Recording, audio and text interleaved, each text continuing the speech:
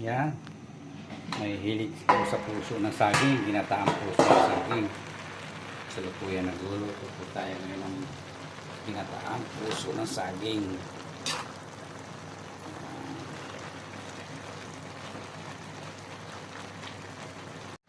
Hilig po sa ginataang puso ng saging. Ganyan. Ito po sa pork giniling, ay naman po pang-partner sa pork giniling. Ginataang puso na saging at lagyan po natin ng sili. May sili, baka gustong may sili, di lalagyan ko na lang ng sili. Kasi yung iba naman ang gusto walang sili. Hindi ko po binibigyan ng sili, pero kung gusto mangang, pisain na lang po ninyo ang sili. Dito po at ilagay na po natin ang purong gata. May purong gata.